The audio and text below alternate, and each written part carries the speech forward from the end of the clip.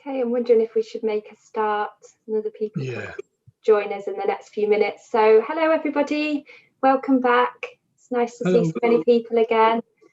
So we're just going to start with a soothing rhythm breathing exercise that we've done before, just to kind of get us in the zone before we then recap last session and talk about the aims for today. So just getting into a comfortable upright posture, both feet flat on the floor in front of you. Just having your back upright but in its natural S shape. Maybe imagining that there's a string holding your head up to the ceiling, and you can just relax on the end of that string like a puppet. And if you're comfortable, closing your eyes, or if not, just let your gaze soften and focus somewhere in front of you. Maybe just imagining that you're greeting a loved one. Perhaps it's a person, perhaps it's an animal that's really pleased to see you. You're really pleased to see them. Just showing that on your face, maybe having a bit of a half smile, remembering that our facial expressions can feed into how we're feeling. So just start by bringing your attention to your breath.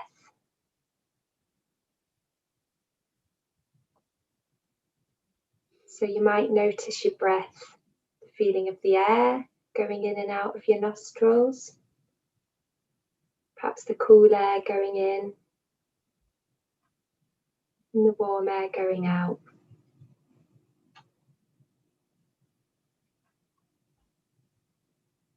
Or maybe you notice your breath with your chest rising and falling.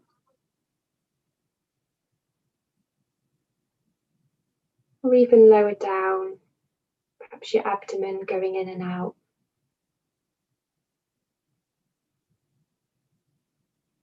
And see if you can notice your breath in the back of your body, your rib cage expanding and contracting. And if your mind gets distracted, as minds do, just noticing and really gently and kindly bringing it back to focus on your breath.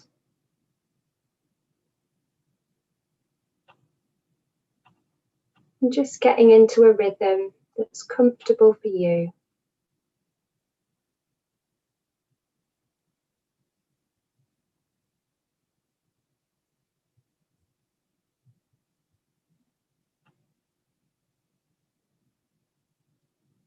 And just seeing if you can, just start to slow your breath down slightly.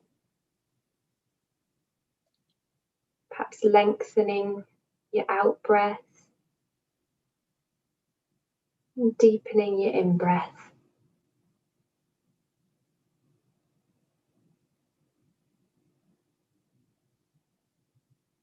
And if it helps, on your out breath, just saying in your mind the words, mind slowing down.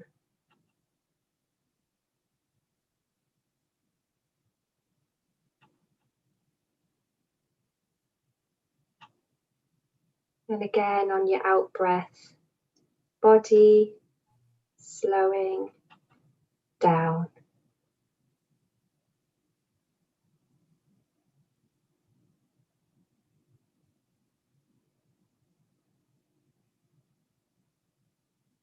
Perhaps even introducing a pause at the top of your in breath.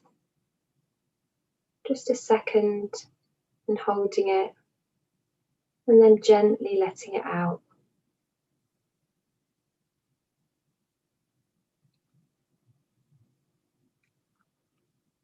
And perhaps noticing your body just slowing down a little bit.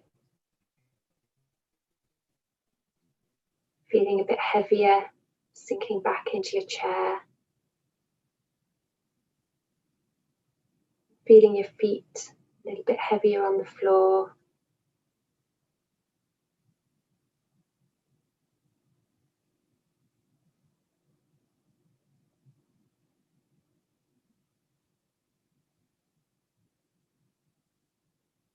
And then taking a deep breath in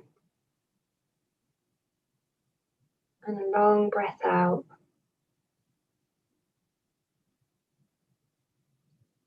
And as we end the exercise in your own time, opening your eyes, bringing your attention back, and trying to take this feeling of being slowed down and calmer into the rest of the session.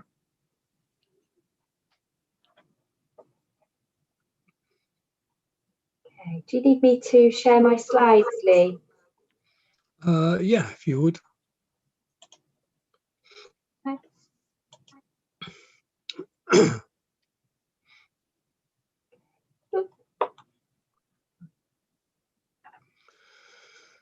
So yeah, hello everybody. Just going over session 2, what we did last week. So the role of mindfulness in compassion mind training. It's about directing attention, learning that our attention, our tricky mind, charge all over the place if we're not careful. So learning that we can actually direct our attention. The idea of notice and return. So we're sat there, we're breathing in, we're breathing out. And then our tricky brain flies off somewhere. So as soon as we notice that's what's happening, we can, if we wish, just choose to bring our attention back and allow our attention to settle back onto our breathing.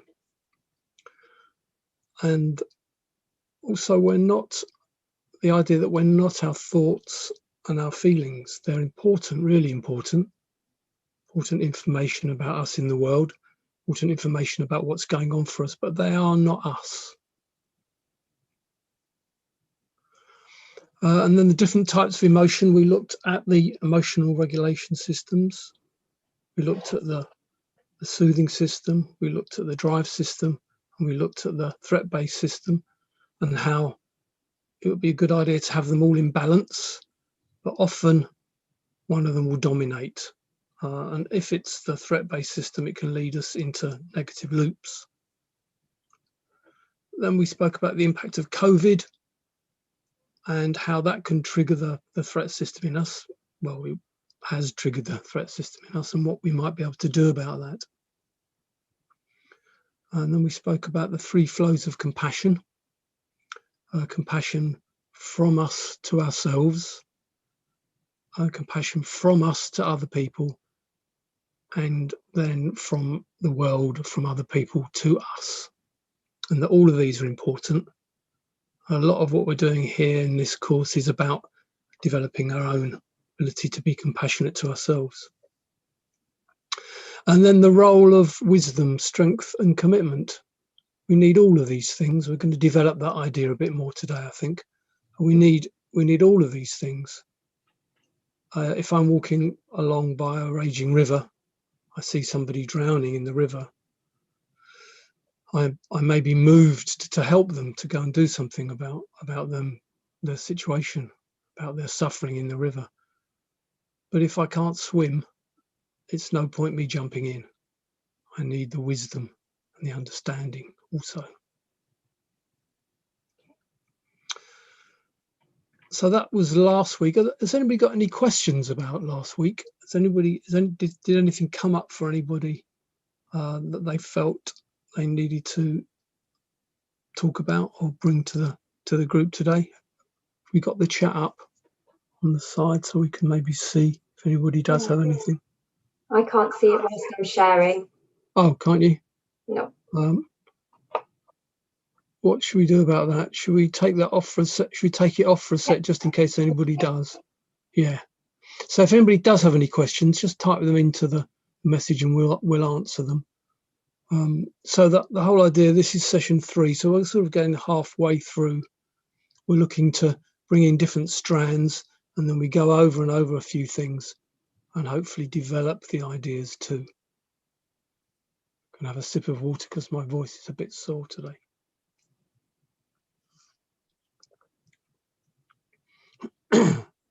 Okay, I don't think anybody's got any questions. Don't know whether that's a good thing or not. Sorry, Esther. We were obviously very clear, weren't we? Yeah. Okay, I'm going to share again. Yeah. Okay, and next slide. So right, so this week we're looking at the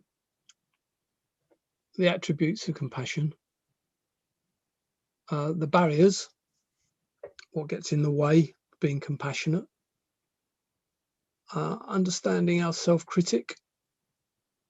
So remembering that the most important relationship that we have is the relationship with ourselves. And also we're going to look at how we can develop our compassionate self. Okay.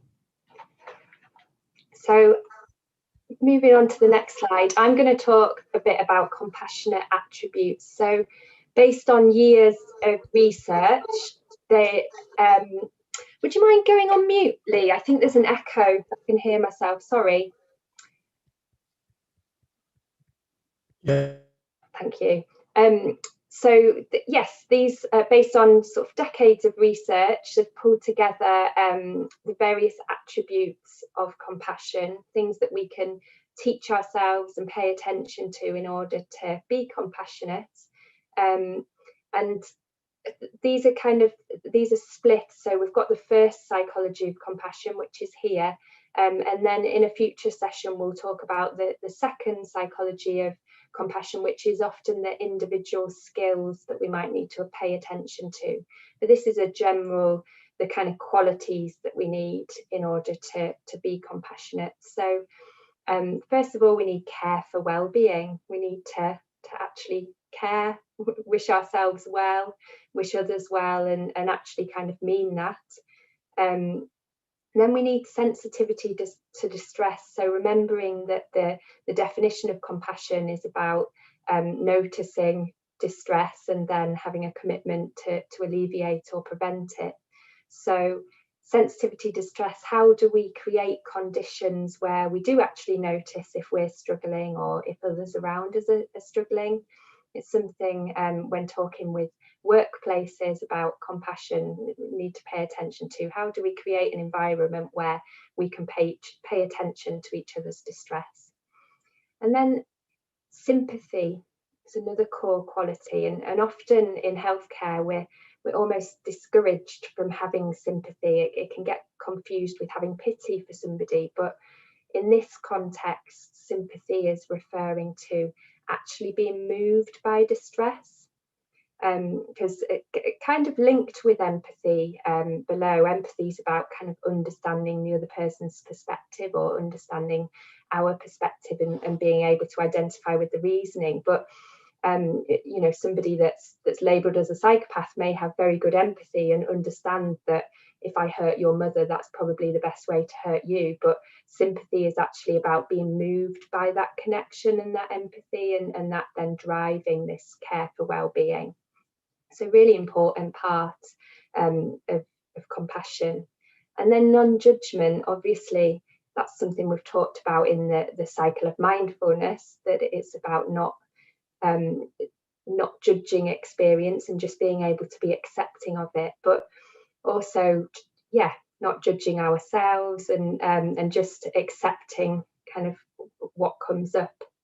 And then finally, distress tolerance. So we need to be able to tolerate our distress or that of others enough to be able to take wise action, and not just action that's aimed at sort of alleviating our distress about somebody else's distress. So being able to kind of cope with that and not avoid and not sort of dissociate from it is massively important as well. Would you add anything to that? I guess, sorry, just before, just thinking about non-judgment, one thing we haven't talked about is how human beings, we're set up to be very tribal, aren't we? And we find it much more easy to be compassionate with people that think and act the same as us. So, or with our kind of friends and family. And so a real challenge to non-judgment might be when people are very different from us, and sometimes we get pulled into, as human beings, having this judgment that whether or not people are deserving of compassion, and perhaps thinking that certain people aren't. And that's when our judgment starts to come in, because what we're really aiming for is being able to offer compassion to every human being. We don't always have to like them, we don't have to feel lovely and warm towards them, but we've still got that certain amount of respect and care for well-being within that. So would you add anything to that, Lee? Bearing in mind you're still on mute.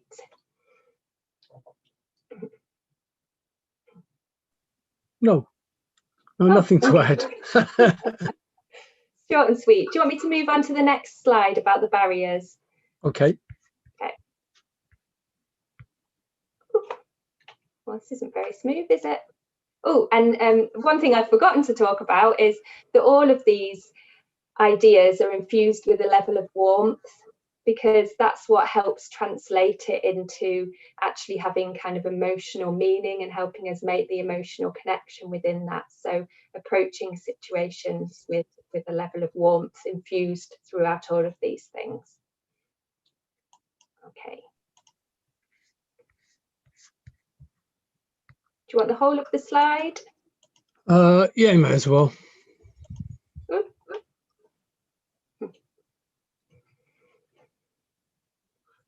So yeah, this looks like the old one, you know. Esther, I'm just looking at this rather than the one that I sent you.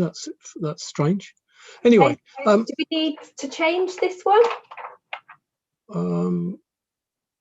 I just noticed to begin with, I think this is the one that you first sent me rather than the one that I changed. And yes, schoolgirl error. Let me find it. I'm sorry about that. It's not very different. Yeah. These things are sent to try us. Right. Let me have a quick look. I think I called it edit when I sent it back to you. Yeah. Okay.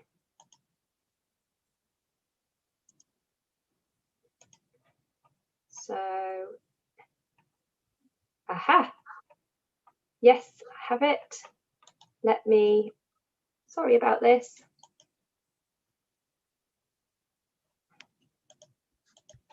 Right, and share screen.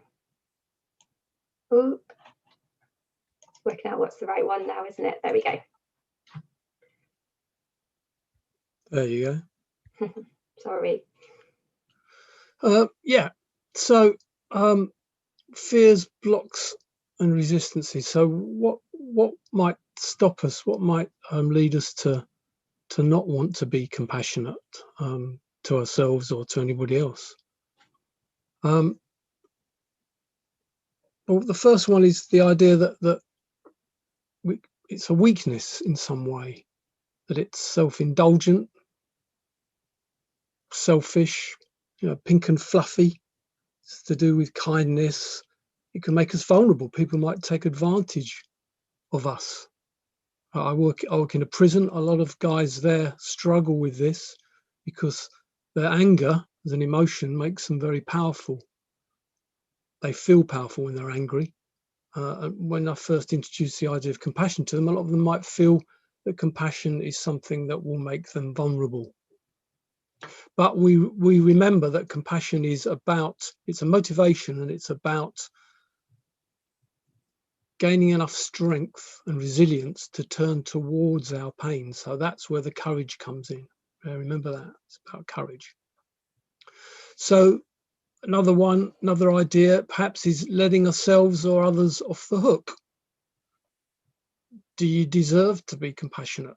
We touched on this in the attributes. Do you deserve compassion from the world or from other people? Do other people deserve compassion from you? Do you deserve to be compassionate to yourself? Do you have to earn it? If anybody's got any questions, don't forget, you can always type stuff in as we go along. So the idea of compassion as something alien, something other. Is it something we've experienced before? Do we recognize this? Are we familiar with this in some way? perhaps we need to practice it. Perhaps we need to become familiar with it, and maybe taking small steps. So this training is about just building up small steps all along the way, looking at an idea and then moving towards it slowly. We need to practice compassion. It's a very physical thing. One way of doing it, for instance, is through random acts of kindness. You can decide that every day you're going to do one random act of kindness, unbidden, something where you go out of your way to do something compassionate and caring for someone else. So we begin to familiarize ourselves with compassion. It becomes familiar, it becomes a friend. Also, that there can be, we can have painful memories, because compassion, when we turn towards our pain, that can touch our sadness or our anger or our loss or whatever our particular pain is. So we build up the wisdom to understand we need to be sensitive to this and turn towards it. And then when we do turn towards it, we are challenged sometimes by the power of some of the painful things that we are choosing to face. Yeah. Esther, anything that I've missed there that you'd like to say about fears, blocks and resistances? I think just that what can be really helpful for ourselves and for others is to remember that compassion isn't a feeling. It isn't having a lovely warm feeling towards yourself or others. It's a motivation. So actually, sometimes I know when doing kind of clinical therapy work in supervision, people kind of saying, oh, I don't feel very compassionate towards them, I'm struggling with this person. But I think the very act that the therapist is bringing the person to supervision to discuss means that they have got a real motivation there to be able to act in a compassionate way, even though they don't have particular feelings of warmth towards them. So I guess not getting too hung up on that and not worrying about that. And sometimes it's not completely appropriate to have these lovely feelings of warmth and sort of kindness towards somebody, even, but you can still have a motivation to kind of wish them well and do the best for them at the same time. So that can really help. Yeah. Okay, shall I move slides? Yeah. There we go. So within this, we're talking about the idea of being self-critical. Again, stressing the idea that our most important relationship is the relationship we have with ourselves. That's where it starts. We're with ourselves 24 hours a day. So if, let's say, a lot of you may have children.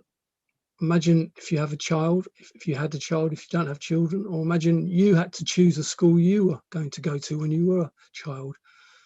Which school would you choose to go to? Would you go to the one where you were disciplined, punished if you got things wrong? That is the one on the left, by the way. Or Mary Poppins, who is there to maximize, to optimize, to bring out the best in somebody.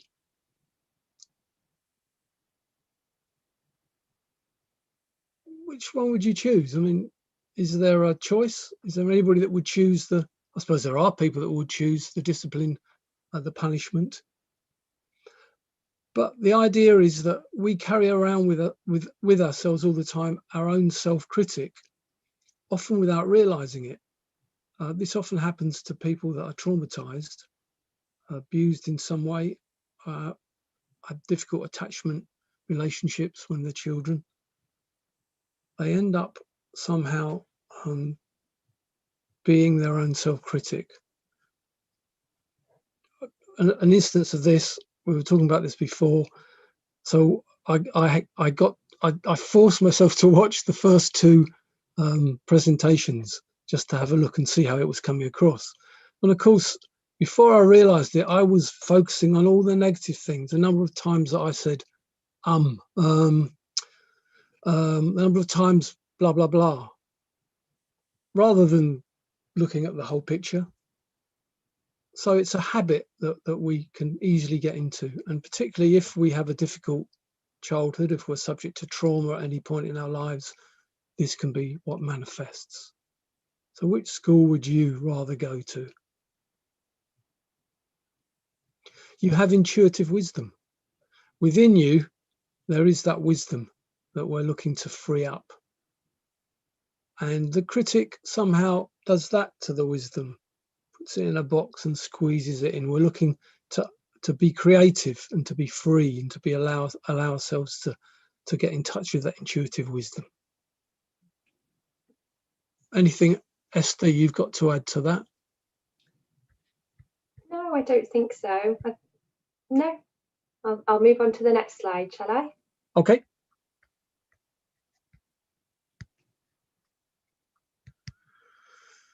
So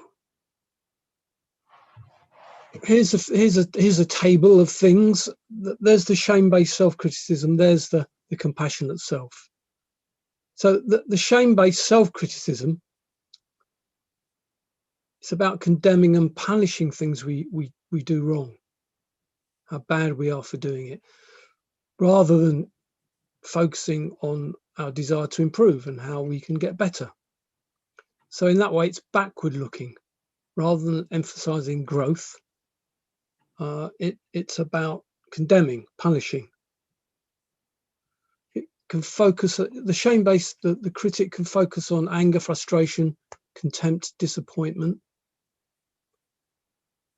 dragging us back all the time to the worst of ourselves, rather than opening out and trying to look forward to be the best of us that we can be.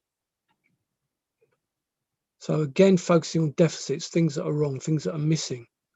And within that can come a sense of shame about things that we've done, which tends to cut us off from other people. We in that way, we fear being exposed to people's gaze. And then a global sense of self. So rather than build on positives, Esther, global sense of self, have you got, I wasn't quite sure about this one. This is about thinking that you're all bad, not just I'm somebody that made a mistake, I did a bad thing, but I'm absolutely all bad for doing that, and that kind of attacking of your whole self, rather than thinking, okay, no, I made a mistake, my behaviour was not particularly helpful, I'm going to change that. So compassionate self-correction would focus on the behaviour. It's not about letting yourself off the hook and not changing when you make mistakes, but it's seeing yourself as all bad. Okay, thank you. And fear of failure. Rather than focusing on attributes, specific qualities of yourself, that's global. The sense of that Esther was talking about, that global sense of us being something negative. And sorry, go on. Yeah, and I guess rather than, there's something about your kind of motivation. So often shame-based self-criticism is rooted in this fear of failure, whereas rather than thinking about how great I can be, it's about I've got to stay away from how bad I can be. So it's kind of a difference in motivation, if that makes sense. Mm-hmm.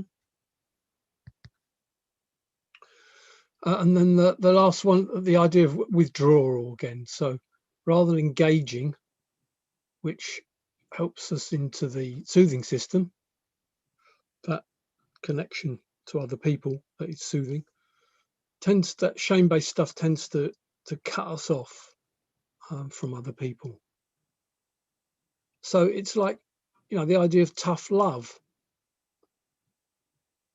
and in focusing on the negatives, that stimulates our threat threat system. So it keeps us in our threat-based system.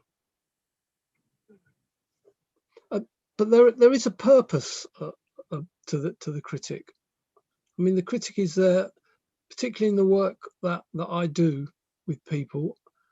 A lot of it's around getting them to understand that actually that self-criticism is there for a reason. There is the functional analysis of self-criticism is tough love, trying to stop you making mistakes, trying to keep you on the straight and narrow. Problem is, it doesn't work. It doesn't work in the long run. It pushes you into that threat-based system again and again. I think that's about it, really, for this. Have I anything I've missed, Esther? I think I was just reflecting on how you feel if somebody keeps reminding you of a mistake. Yeah, if you've got something that you kind of regret and somebody keeps pointing it out to you and keeps reminding you, then eventually you kind of start to feel bad, and you probably wouldn't do that for somebody else, and you wouldn't feel very happy if somebody did it to you. Yet for some reason we allow ourselves to do it to ourselves a lot and keep going back to our mistakes. And yeah, and I guess we talked last time about your threat system, and our threat systems do make us do that, because the threat system's all about avoiding danger, and when something bad happens, it's designed to keep staying around in our brains and ruminating on it, but sometimes it can be pretty unhelpful.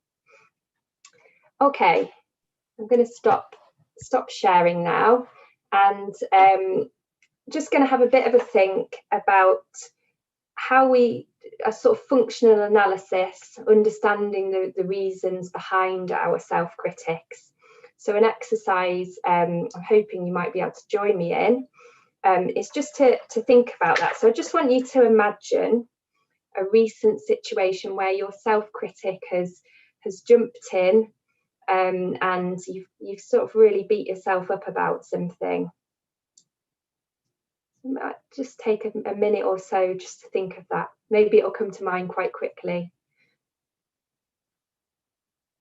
These things often do.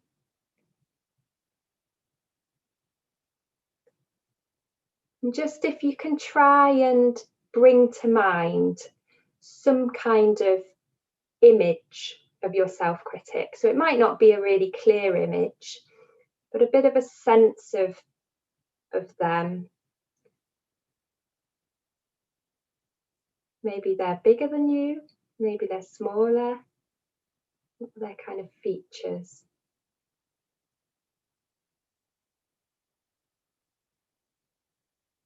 So if you can, it might not be a completely clear picture, but just have a think and maybe jot down, if you've got pen and paper there, what does it look like?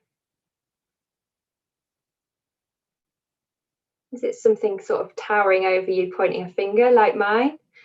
Or is it something much smaller? What's the relationship there? And then if you can try and imagine your self-critic as another being talking to you, pointing out your mistakes. And just think about, how does it sound?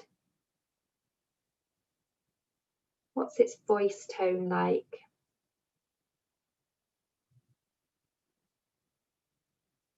Maybe even what's its body language like whilst it's doing that?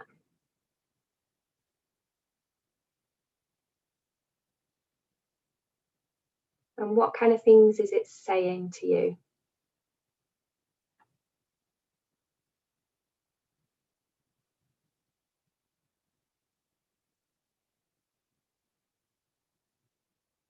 And then can you get a sense about what your self-critic's greatest fear is? What's it so worried about?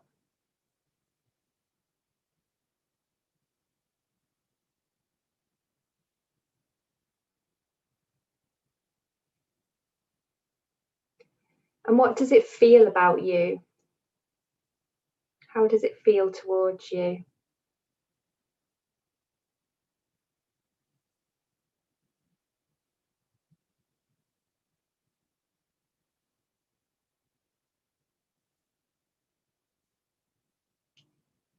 And as you imagine your self-critic there in front of you, saying these things, doing what it does, thinking about how it feels about you, how do you start to feel about yourself?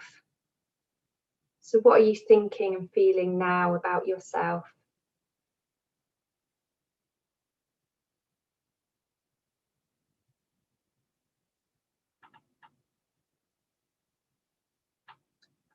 Okay, so hopefully people have got a little bit of a sense of their self-critic. What kind of observations, has anyone got any observations they wanted to write in their chat?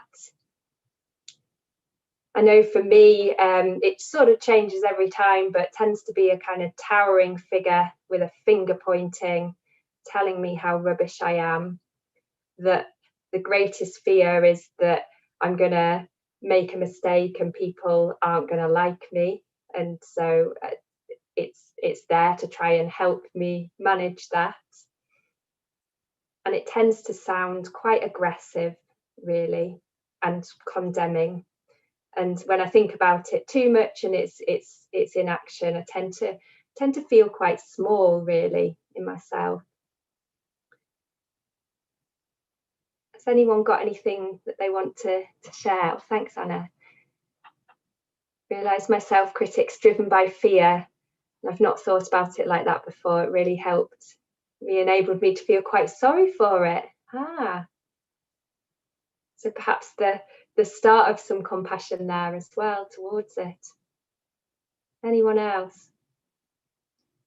Mine is whiny and small, but still makes me feel scared. Brilliant.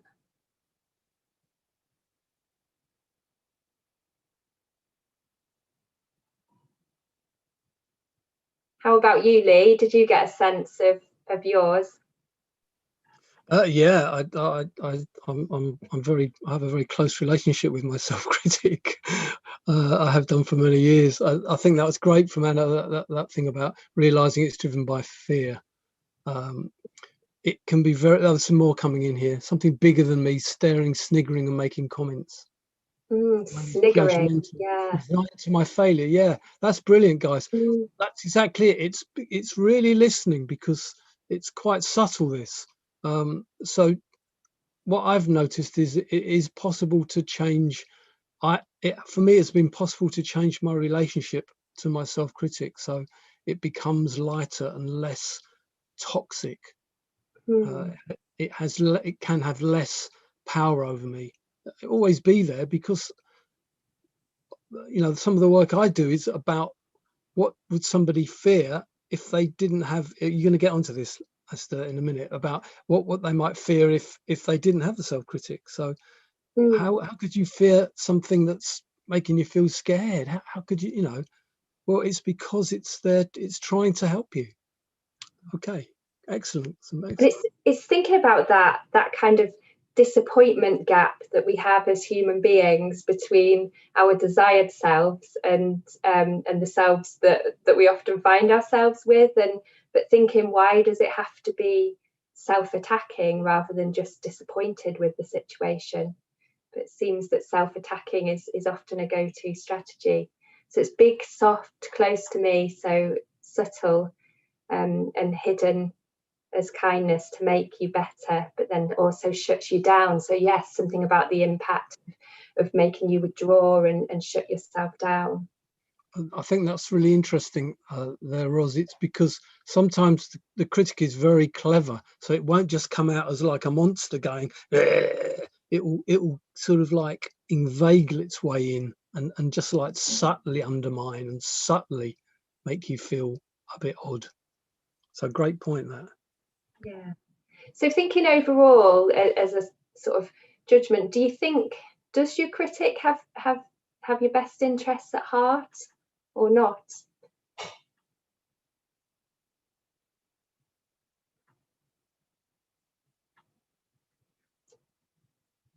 So moving on then to, and I guess another thing that we can think about our critic, if we sort of analyse it a little bit more, is just thinking about where it comes from.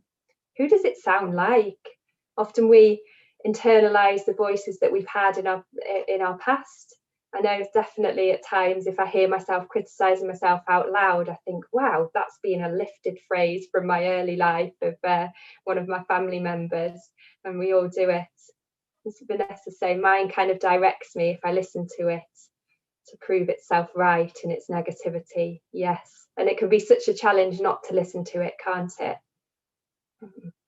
So rather than some types of therapy, I know schema therapy would think about asking people to eradicate their self-critic and shoot it even, but what the CFT approach would be to start to kind of develop our compassionate self that can maybe have some understanding and compassion towards our self-critic and see it as you know, not something that we push into one side, but something that we notice, validate, but then also try and develop this more compassionate self-correction instead.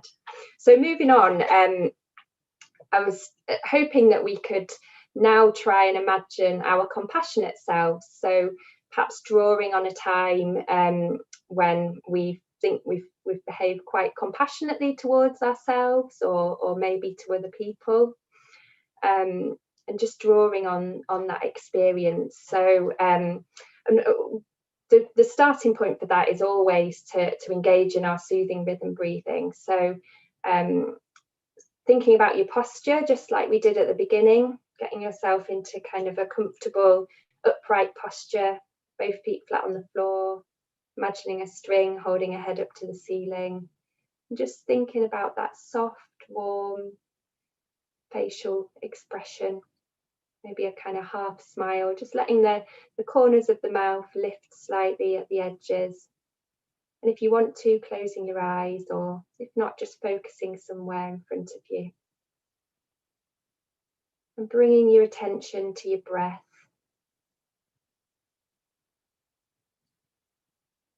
Perhaps noticing it in your stomach, your abdomen going in and out, or the air going in and out of your nostrils. And trying to just slow your breath down slightly.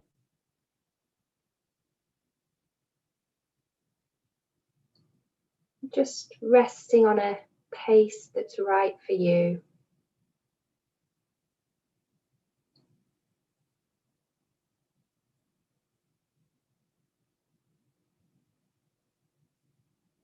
Perhaps having a little pause between your in-breath and your out-breath.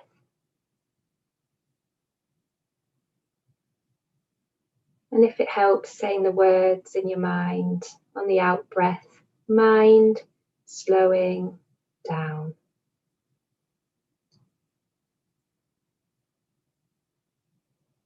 And again on your out-breath, body slowing down.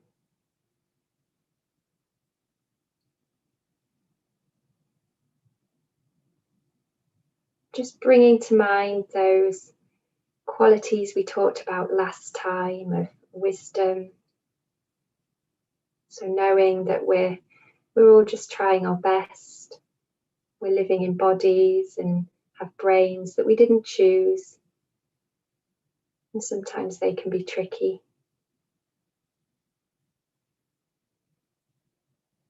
And that we all just find ourselves here. Much of the things that influence us are beyond our control. And then trying to get a sense of that strength to be able to tolerate and notice distress and do something about it. So thinking, maybe adjusting your body posture, thinking where you feel that in your body.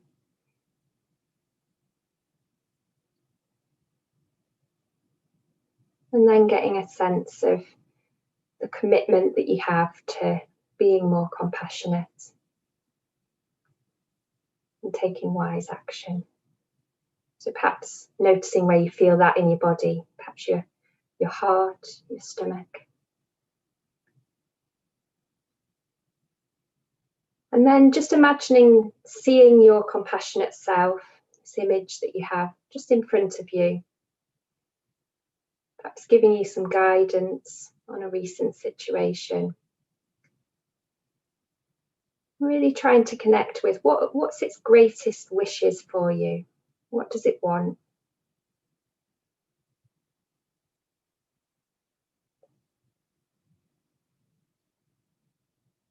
What does it look like? What's its facial expressions?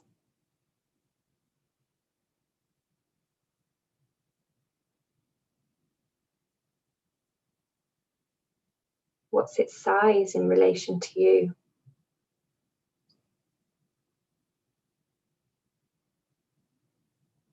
I'm thinking, what does it sound like? What's the voice tone?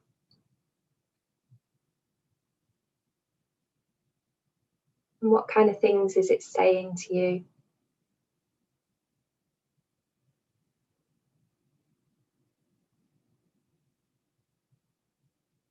And how does your compassionate self feel about you right now?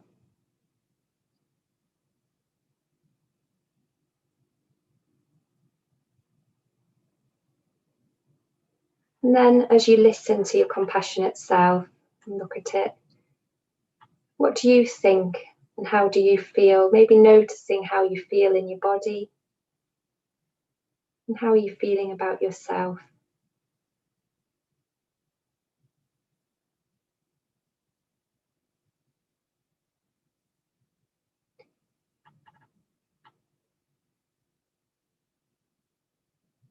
And then when you're ready, in your own time, just opening your eyes, ending the exercise.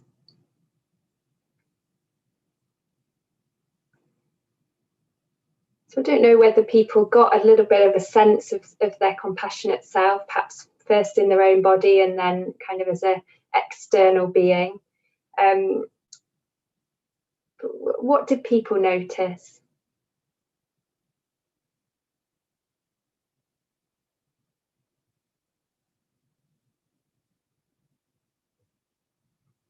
I know for me there's a real difference in voice tone and the kind of things that my compassionate self might say, like wanting to, saying, come on, you can do it.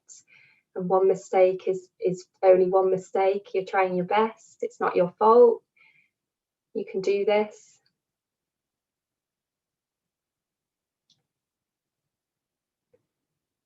Someone said warmth, understanding, encouragement. You on a confident day, a slow and soft voice, smiling, wise. It's okay to be in pain, yeah. So having this tolerance of distress.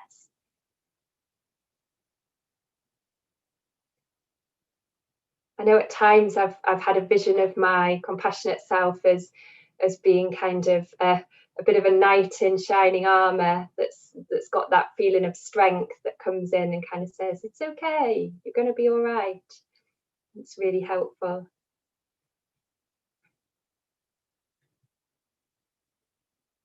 What about you, Lee? Yeah, mine's a Tai Chi master. Ah.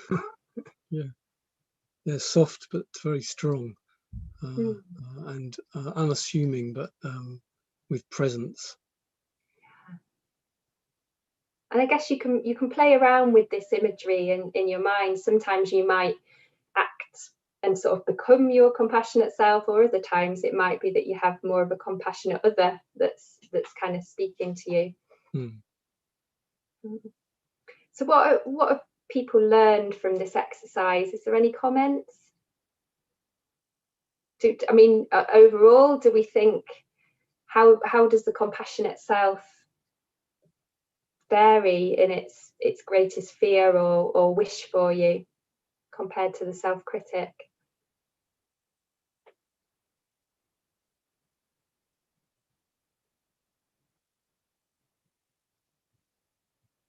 Which one would you prefer to have teaching your children or friends?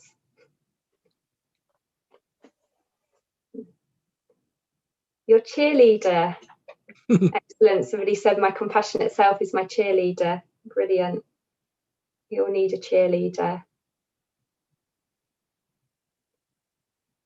Somebody struggling to find a critical voice at times, which I hope is a healthy sign. Perhaps it could be denial. Yes.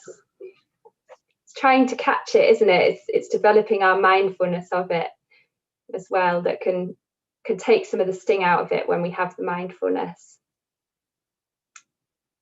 Are there any other reflections? Self-critic wants me to be punished, compassionate self wants me to be loved. Yeah. And then we could take this further if we had the time, but starting to think about what does our compassionate self, how do they feel towards our critic? What might they want to say?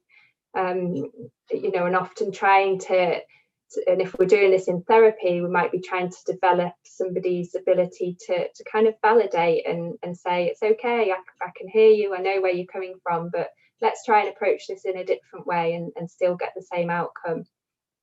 It's not about pushing the self-critic out of the window. Sometimes it can be quite hard to access compassionate self and takes extra strength and courage. It does, particularly on a tricky day. Yeah. And similar to the 2-chair technique, yes, definitely. And we can, in therapy, we can sort of separate these out into chairs, or maybe we do that even in our own practice and kind of think, right, I'm going to sit here now and sit over there being my kind of self-critic, and then trying to have a compassionate self that reflects on all of these sides of ourselves. And there's a comment about the compassionate self accepting the person you are, isn't trying to make you different, judging, it's wishing you were better, etc. Yeah, self-acceptance. That's a good point.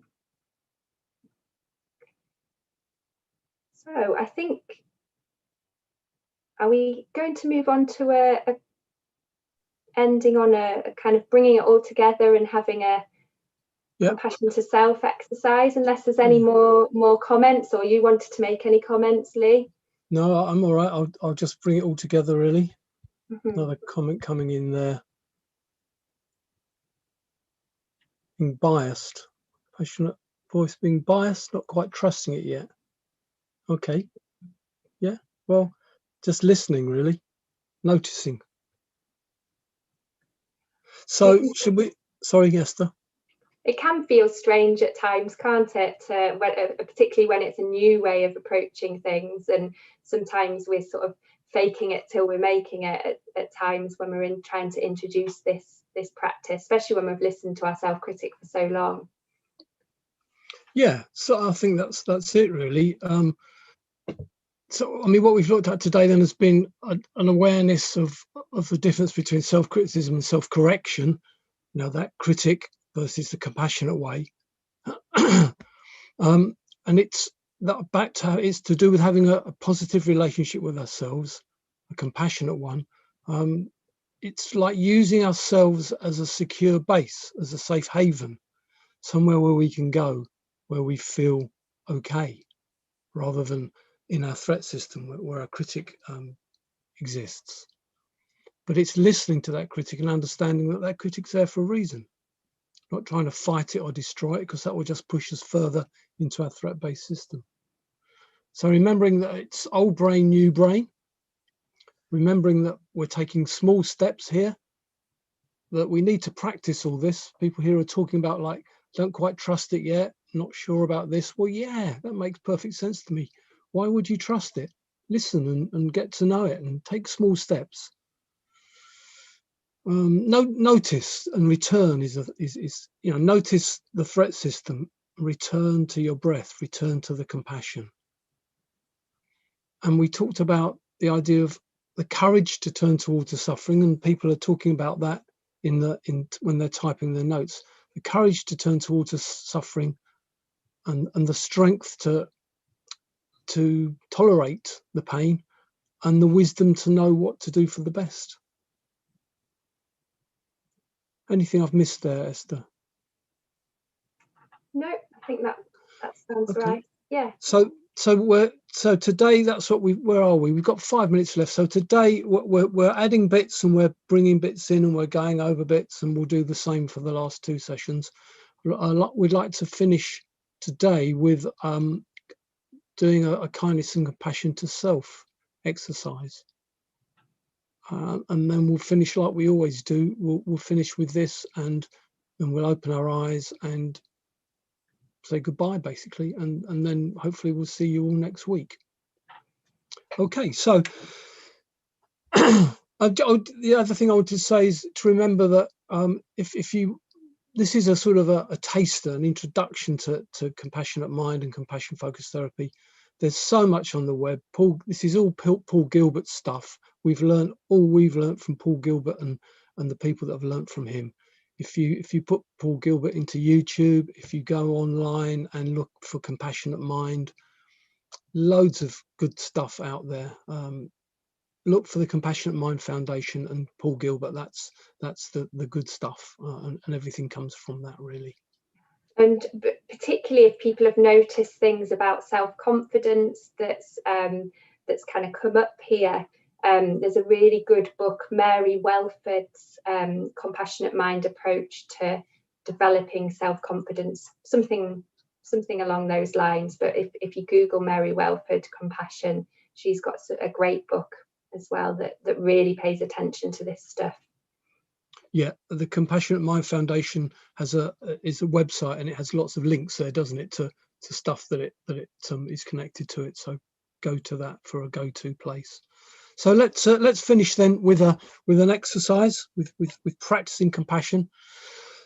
We start off as usual with the soothing rhythm breathing. So just settle into a nice comfortable position, feet on the ground, that suspension from the top of the head, the idea of a nice relaxed facial expression. Feeling in your body settling into the seat, that desire to be kind and caring, that desire to be compassionate.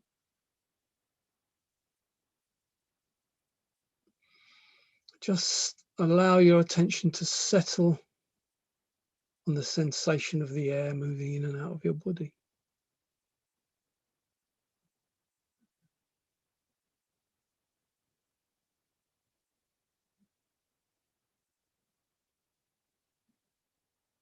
Just be aware of what is around you. Be aware of your tricky brain. When you notice it flying away, that's fine. That's what a tricky brain does. Just notice it. And then if you wish, you can gently bring it back and allow your attention to settle back on your breathing and the sensation of the air moving in and out of your body.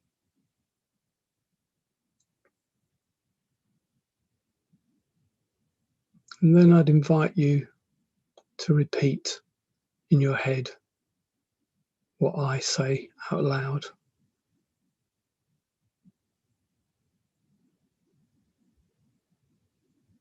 May I be well.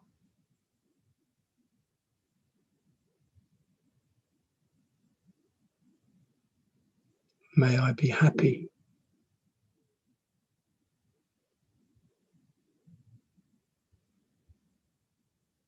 May I be free from suffering.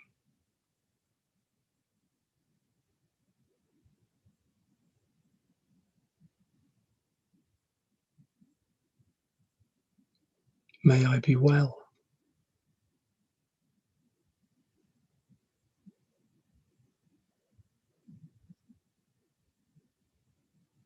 May I be happy.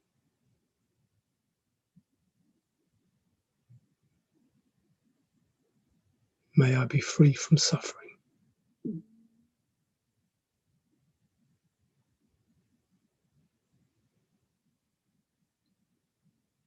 May I be well.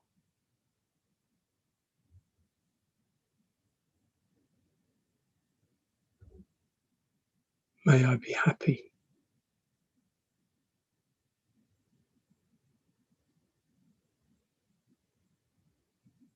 May I be free from suffering.